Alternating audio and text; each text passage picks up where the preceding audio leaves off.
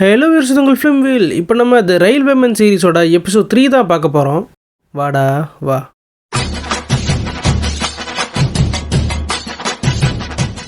ஓப்பனிங்லேயே யூஎஸில் central institute of toxicology research July 1970 என்ன நடந்தது அப்படின்னு காமிக்கிறாங்க. அங்கே செடி, எலி, கெமிக்கல் அப்படின்னு சொல்லிட்டு நிறையா வச்சு ஆராய்ச்சி பண்ணிட்டு இருக்காங்க.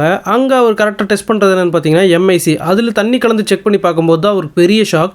ஏன்னா அதுலேருந்து ஹைட்ரஜன் சயனைடு வெளிப்படுது. அங்கே இருக்கிற செடி அழுகி போயிடுது. அவருடனே பதறி அடிச்சு அவர் ப்ரொஃபஸரை கூப்பிட்டு சொல்கிறாரு. அப்போ அவர் கேஷுவலாக சரி நம்ம கார்பைடுக்கு இதை பற்றி வார்னிங் கொடுக்கலாம் அப்படின்னு சொல்கிறாரு. ஏன்னா அந்த டெஸ்ட் எடுக்க சொன்னதே கார்பைட் நிறுவனம் தான். அப்போ அங்கே இருக்கிற இன்னொருத்தர் இல்லை இந்த ஆபத்தை பற்றி நம்ம உலகத்துக்கே சொல்லணும் அப்படின்னு சொல்லும் போது இந்த டெஸ்ட்டுக்கு நம்ம கிட்ட காசு கொடுக்குறாங்க, அந்த டெஸ்ட்டுக்கான ரிசல்ட்டும் அவங்களுக்கு தான் சொந்தம் அப்படின்னு சொல்றாரு. இப்போ இல்லை இந்த ஃபேக்ட்ரி இந்த கெமிக்கலை போபாலில் யூஸ் பண்ணுறாங்க, அங்கே ஏதாவது அசம்பாவிதம் நினச்சுன்னா என்ன பண்ணுறதுன்னு கேட்குறாரு. அப்போ இதெல்லாம் இந்தியன் கவர்மெண்ட் பார்க்காம இருப்பாங்க, அதெல்லாம் அவங்க பார்த்துக்குவாங்க அப்படின்னு சொல்றாரு.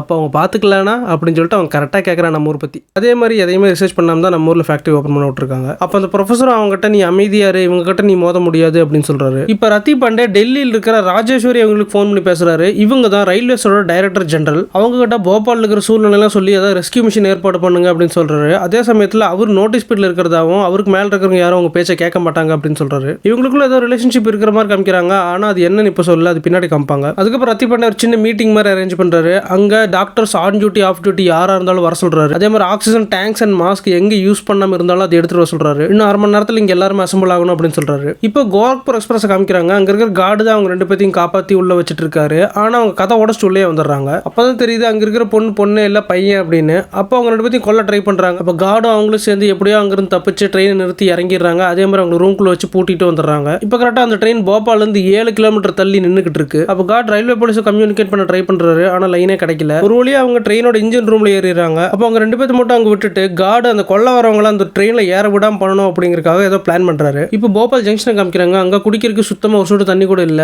அந்த ரூம்லயே அவங்க சேஃபா இருக்கலாம்னு நினைச்சாலும் அங்க எம்ஐசி அவங்களை கொஞ்சம் கொஞ்சமா கொண்டுகிட்டு இருக்கு. ஸ்டேஷன் மாஸ்டர் கரெக்டா ஒரு ஐடியா வருது. நம்ம கிட்ட ஒரு கூட்ஸ் ட்ரெயின் இருக்கு, அதை போய் எடுத்துட்டு வந்தா இவங்க எல்லாத்தையும் ஏத்தி இங்கிருந்து தப்பிச்சிடலாம் அப்படின்னு சொல்றாரு. அப்ப இம்மாதும் ஸ்டேஷன் மாஸ்டரும் அந்த கூட்ஸ் ட்ரெயின் எடுத்துட்டு வரக்காக கிளம்புறாங்க. அப்போ அங்க ரயில்வே போலீஸ் கெட்டப்ல இருக்கிற திருடணும். இப்போ இவங்க 2 பேருமே இல்ல, இதுதான் கரெக்டான சமயம்னு சொல்லிட்டு அவன் அங்க இருக்கிற இன்னொருத்தனை பாத்துக்க சொல்லிட்டு அவன் அங்க இருந்து பணத்தை எடுக்கிறதுக்காக கிளம்புறான். இப்போ டெல்லியில ஒரு மீட்டிங் நடக்குது. அங்க ரயில்வே மினிஸ்டர், ஹெல்த் மினிஸ்டர், அந்த ஆபீசர்ஸ் எல்லாம் இருக்காங்க. இந்த கேஸ்னால என்ன பாதிப்புகள் ஏற்படும், என்ன ஆகுன்னு எதுவுமே நமக்கு தெரியாது. ஃபர்ஸ்ட் அட்டாப்சி ரிப்போர்ட் வந்தாதான் என்னன்னு தெரியும் அப்படின்னு ஹெல்த் மினிஸ்டர் சொல்றாரு. அப்ப ராஜேஸ்வரி நம்ம உங்களுக்கு ட்ரீட்மெண்ட் கொடுக்கலனாலும் அவங்களை அங்கிருந்து அப்புறப்படுத்தணும், அதுக்காக நம்ம ஆளுகளை அங்க அனுப்பி வைக்கணும் அப்படின்னு சொல்றாங்க. அப்ப அனுப்பின ஆளுகளை காப்பாற்றுறதுக்காக நம்ம மறுபடியும் எக்ஸ்ட்ரா ஆளுங்க தான் அனுப்பணும், அங்க போனா யாரும் திருப்பி வரமாட்டாங்க அப்படின்னு ஹெல்த் மினிஸ்டர் சொல்றாரு. இது ரயில்வே மினிஸ்டர் ஒத்துக்கிறாரு. அங்க எந்த ட்ரெயினும் போகக்கூடாது, எந்த ட்ரெயினும் கிராஸ் ஆகக்கூடாது, எல்லாமே ரீரூட் பண்ணுங்க அப்படின்னு சொல்றாங்க. ராஜேஸ்வரி எவ்வளவோ பேசி பாக்குறாங்க, ஆனா ஒன்னும் வேலைக்கு ஆகல. எல்லாரும் எந்திரிச்சு போயிடுறாங்க. இப்போ ராஜேஸ்வரி ரத்தி பாண்டி கால் பண்ணி பேசுறாங்க. நான் எவ்வளவோ ட்ரை பண்ணியும் மினிஸ்டர் ஒத்துக்கல, அந்த ட்ரெயின் போகக்கூடாதுன்னு ஆர்டர் போட்டாரு அப்படின்னு சொல்றாங்க. அப்போ உங்களுக்கு ஒரு ஐடியா தோணுது, இந்த ஆர்டர் ஒவ்வொரு ரயில்வே ஸ்டேஷனுக்கு போய் சேரணும், அது போய் சேர்றதுக்கு முன்னாடியே நம்ம ட்ரெயின் எடுத்து கிராஸ் பண்ணி போயிடலாம் அப்படின்னு ஐடியா கொடுக்குறாங்க.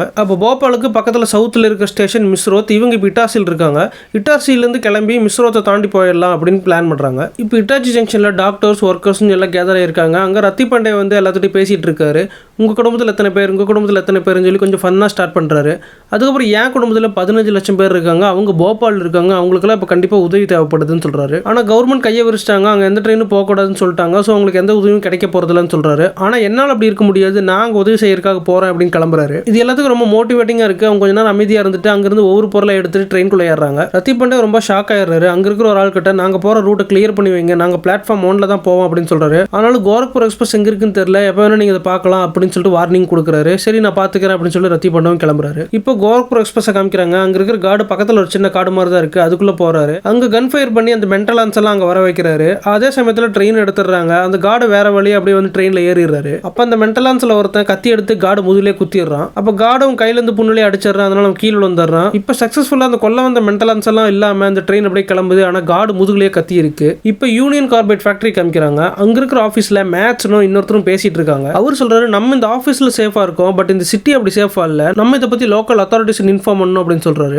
ஆனாலும் மேட்சன் பிடிவாதமா ஹெட் குவார்டர்ஸ் கிட்ட இருந்து எந்த இன்ஃபர்மேஷனும் வராம நம்ம ஒன்றும் பண்ண முடியாதுன்னு சொல்றாரு. அப்ப கரெக்டா டிஸ்ட்ரிக்ட் மேஜிஸ்ட்ரேட் கால் பண்றாரு. இந்த கேஸ் லீக் பத்தி கன்ஃபார்ம் பண்ணிட்டு இதனால என்ன பாதிப்புன்னு கேட்கறாரு. அப்ப இதனால கண்ணில் லைட்டா இரிட்டேஷன் ஆகும், அவ்வளவுதான், மத்தபடி ஒன்றும் ஆகாதுன்னு சொல்லிட்டு போய் சொல்றாரு. அப்ப மேஜிஸ்ட்ரேட் டவுட் ஆகி இல்ல நிறைய பேர் செத்துக்கிட்டு இருக்காங்க, நீங்க உண்மையை சொல்லுங்கன்னு கேட்டும் அவர் அப்படியே மறைக்கிறாரு. அப்ப மேஜிஸ்ட்ரேட்டும் சரி நான் அந்த கிரைசிஸ் முதல்ல பாத்துக்கிறேன், அதுக்கப்புறம் நீங்க சட்டத்துக்கு பதில் சொல்லி ஆகணும் அப்படின்னு சொல்லிட்டு போன் வச்சிடறாரு. அப்ப கூட இருக்கிற மேட்சன் கிட்ட ஏன் போய் சொன்னீங்க சொன்னீங்கன்னு கேட்கும்போது எப்படி நம்மகிட்ட ஆன்டிடோட் இல்லை, அப்போ உண்மை சொல்லிட்டு எதுக்கு பயத்தை கிரியேட் பண்ணும், அதனால அப்படியே போய் சொல்லிட்டேன் அப்படின்னு சொல்றாரு. எப்படியும் முன்னாடி அமெரிக்காவில் ஆராய்ச்சி பண்ணியிருப்பாங்க, கண்டிப்பாக ஒரு ஆன்டிடோட் கண்டுபிடிச்சிருப்பாங்க, ஏன் அவங்க நம்மகிட்ட எதுவுமே இல்லையான்னு கேட்கும்போது எதுவுமே இல்லை அப்படின்னு சொல்றாரு. இப்போ அந்த ரிப்போர்ட்டர் கமருதீன் வீட்டுக்கு போறான், நாங்கள் யாருமே இல்லை, அதனால அவர் அங்கிருந்து கிளம்புறாரு. அப்போ கரெக்டாக கார்பெட் ஃபேக்டரி கேட்டுக்கு முன்னாடி கமருதீனோட பைக் அங்கே கீழே விழுந்து கிடக்குது. அப்போ நஃபீஸா அந்த வண்டியை பார்த்துட்டு கமருதீன் இங்கே தான் இருக்காருன்னு சொல்லிட்டு கத்தி அழுகுறாங்க. அந்த வழியாக வந்துட்டு இருந்த ரிப்போர்ட்டர் மயங்கி கீழே விழுகிறாரு. அப்போ நஃபீஸா தான் தூக்கி விடுறாங்க. அப்போ அந்த ரிப்போர்ட்டர் வாங்க அப்படின்னு சொல்லிட்டு அவங்களை கூப்பிட்டு போறாங்க. அவங்க வர மறுக்கிறாங்க, ஆனாலும் அவங்களை கன்வின்ஸ் பண்ணி கூட்டு போறாங்க. ஏன்னா அவங்க பிரெக்னன்சியா இருக்காங்க, அவங்க ஹாஸ்பிட்டலில் சேர்க்கணும்னு சொல்லிட்டு கூட்டு போறாரு. இப்போ மேத்ஸ்னு கோட் இருந்தவர் எம்ஐசி புக் எடுத்து பார்த்துக்கிட்டு இருக்காரு. அந்த புக்கில் ப்ரொஃபஸர் நேம் போட்டிருக்கு.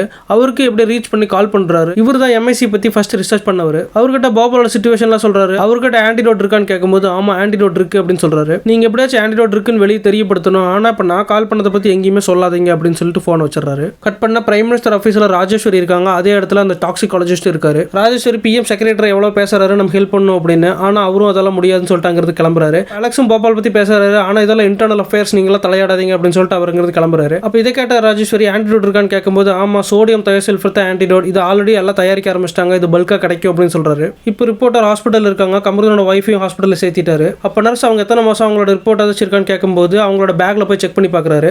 அப்பதான் கரெக்டாக தைசனோட ரிப்போர்ட்டும் அதில் கிடைக்குது. கமருதீன் அந்த டாக்குமெண்ட்ஸ் அந்த ரிப்போர்ட்டர் கிட்ட தரேன்னு சொல்லியிருந்தாரு. ஆனா அது கிடைக்காம தான் அவ்வளோ நேரம் அலைஞ்சிட்டு இருந்தாரு. பார்த்தா அவங்க ஒய்ஃபோட பேக்ல அந்த டாக்குமெண்ட்ஸ் இருக்கு. கலெக்டிங் கமருதீன் சார் அப்படின்னு சொல்லிட்டு அந்த ரிப்போர்ட் எடுத்துட்டு அவர் போறாரு. இப்போ சரியா போபால் ஸ்டேஷன்ல திருட சேஃப் உடைச்சு பணத்தை எடுக்கலாம் ட்ரை பண்ணிருக்கான். ஆனா அங்க கரெக்டாக அந்த ஆஃபீஸர் வந்துடுறான். இப்போ அவங்க 2 பேரும் சண்டை போட்டுக்கிறாங்க. அப்போ கரெக்டாக ஸ்டேஷன் மாஸ்டரும் இம்மாது கூஸ் ட்ரெயின் எடுத்து வந்துடுறாங்க. அந்த ரயில்வே ஆஃபீஸரும் இப்போ இந்த ஸ்டேஷனுக்கு நீ தேவை, அதனால ஒன்று சும்மா விடுறேன் அப்படின்னு சொல்லிட்டு திருடன் விட்டுறான். அப்போ எல்லாருமே சேர்ந்து ஒருத்தர் ஹெல்ப் பண்ணி அந்த கூஸ் ட்ரெயின்குள்ள ஏறாங்க. அப்போ அந்த ரயில்வே ஸ்டேஷன்ல வேலை செஞ்சவங்களோட பொண்ணோட கல்யாணம் நின்று போச்சு. அந்த பொண்ணு கீழே விழுந்து கிடக்காங்க. ஆனா கொஞ்ச நேரம் கழிச்சு அவங்களே எந்திரிச்சிடுறாங்க. அவங்களே நடந்து அந்த ஸ்டேஷனுக்கு வந்துடுறாங்க.